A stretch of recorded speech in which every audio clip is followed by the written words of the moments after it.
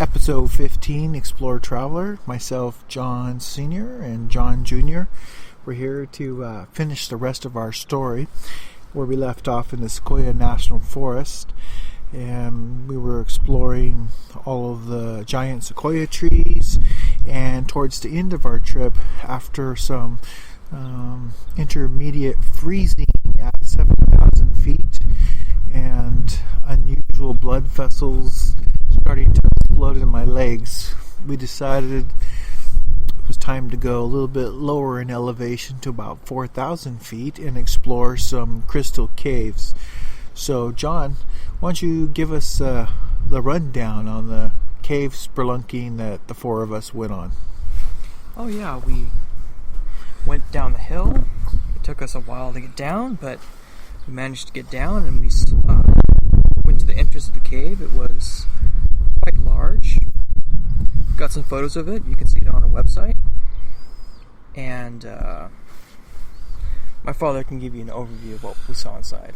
So we, all of us, I won't say no names, but some of us did really good going down, and others, let's just say, had a harder time coming up.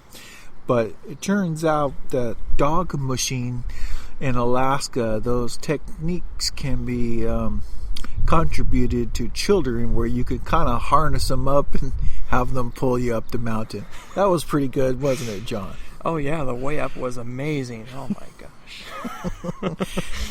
So I asked the people before we go down, I said, so, what's harder, climbing down and up from the General Sherman tree or climbing down and up the caves? And they're like, oh, General Sherman, that's much harder.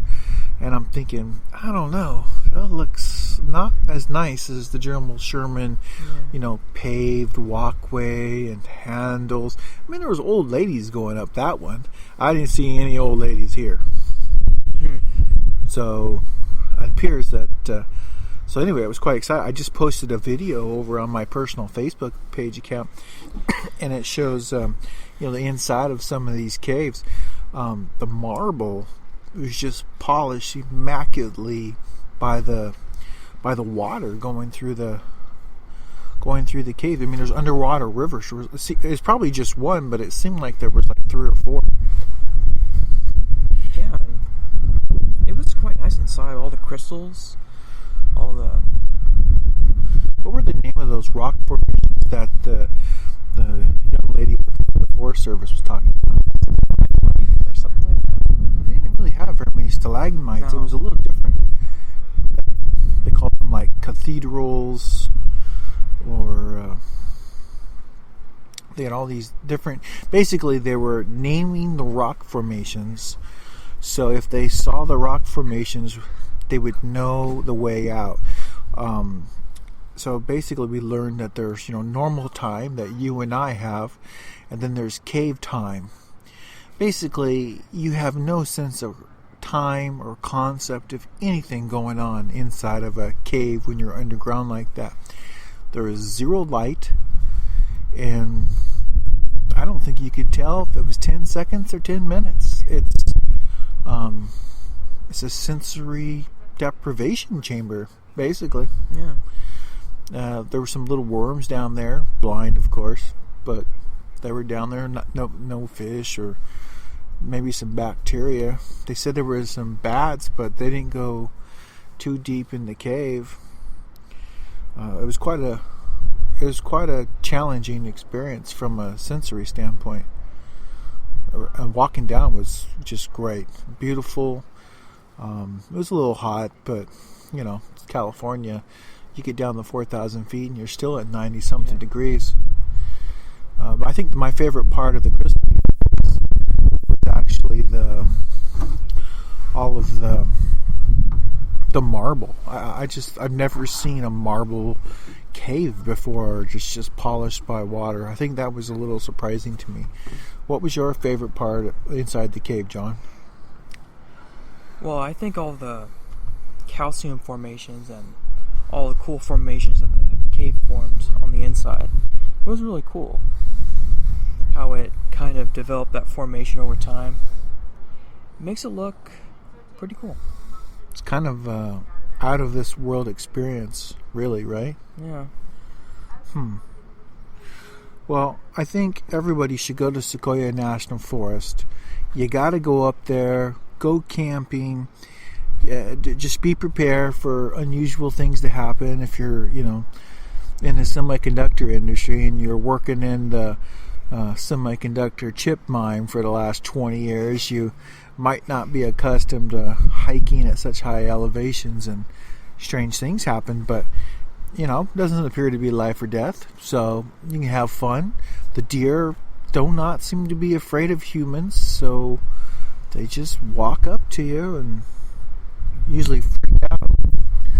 I get worried that they're going to run me over, but anyway, it's quite exciting. Quite exciting. I've watched my beard grow as to like Rip Van Winkle, so by the time we make it to our final destination, I'm going to look like a whole new person.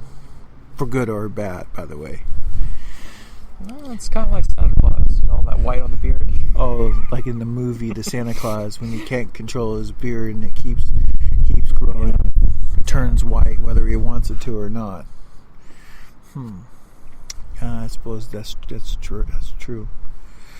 So we're going to take a quick little break from our sponsor here, and then we'll be back to share some other things that we've been doing with ExploreTraveler and some of the exciting financial things that we've been introducing some of our other travel bloggers to, and those of you that aren't travel bloggers can participate as well. So we'll be back in about 30 seconds.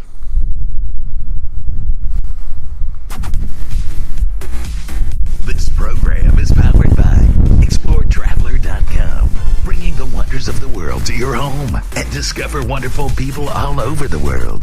Visit us now at ExploreTraveler.com.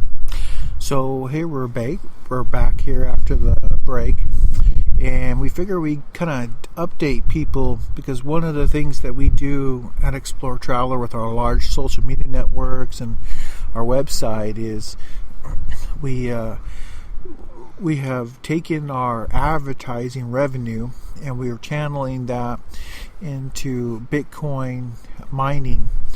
We have several options, and we've tried lots of different platforms, and none of them were bad. It was just there was others that had more options. So we ended up choosing the Bit Club network, and you'll see that I've got a advertisement on our website, ExploreTraveler.com. And if you click through to there, you'll come into our page that's internal inside their network. And basically we do Bitcoin mining, and it now allows us to basically invest a set amount. For example, they have 3 pools. Pool 1 is 500.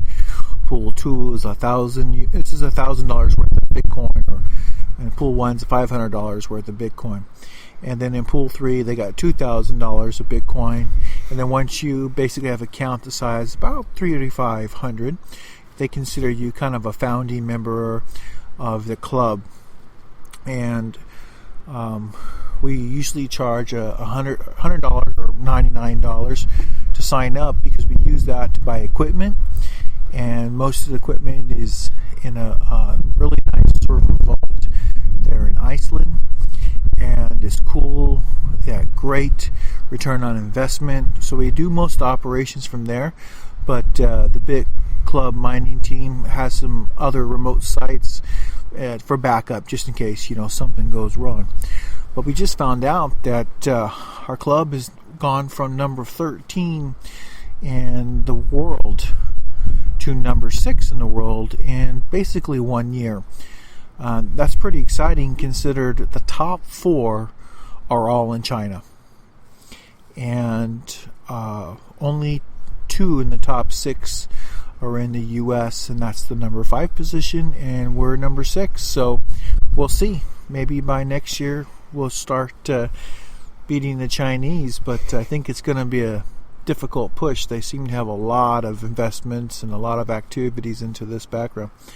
So if you want to learn to, travel and find ways to finance that, you have to have kind of a seed and a financial seed to start with, but you don't want to just spend that seed. You want to invest it in something that is going to give you a return on investment, a good ROI, and we use Bitcoin mining. And the reason why we put this particular club is we make money 3 different ways. One, when we mine new Bitcoin, that Bitcoin has value. We take that value. At the moment, we're taking 50% of it. We reinvest that back into our Bitcoin mining operations, and the other 50% we take out and we invest it in the other things. We may leave it in as Bitcoin, or we may buy other cryptocurrencies such as Ether or even Club Coin. There's lots of options out there now. But lately we've been reinvesting a lot of it, and we've also been getting ready for the Bitcoin halving that's coming up on July 9th. We don't know how much of extra activity is going to happen, but John, what do you think about the prices lately? Some of these, there's definitely some push to the upside. Yeah, there's definitely some momentum going on because of this halving. I suspect it's going to, before the halving begins, like a day before, it could push to 720 or 750, something like that. Yeah, it hit 700 again the other day, came up to about 775 about, 2 or 3 weeks ago. We were fortunate we got in under 400, but if you look at the charts, the growth that we've seen in 2016 is phenomenal. I mean, out of all of our investments, this is only like 5% right now, and we're adding to our positions and our bit mining operations, and we're building out our team, and we're willing to help people that are interested in this. We'll show them how. We're willing to show them the history of our accounts that shows that we make Bitcoin every day. And I don't get that on my investments. I mean, to being aggressive, sometimes I'm lucky if I average like 7 to 10% a year, and I'm doing a lot better than that, so I'm pretty happy. Who knows, maybe in 5-10 years this is majority of my investment instead of just 5% of my overall investment strategy. So consider it. We're going to put the link here on this particular podcast, so those of you that are interested, you can come check it out. And John, you have any closing words for everybody? Stay awesome. Yeah, stay awesome.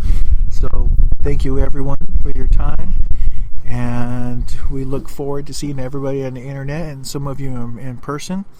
We'll be around. We're traveling the west coast of the U.S., and we're going to go see some more awesome things, and probably out to Taiwan early next year. So we're pretty excited. So happy travels, everyone, and let's see if we can make some money in these unusual cryptocurrency markets and learn to travel the world on a much better budget. Happy travels.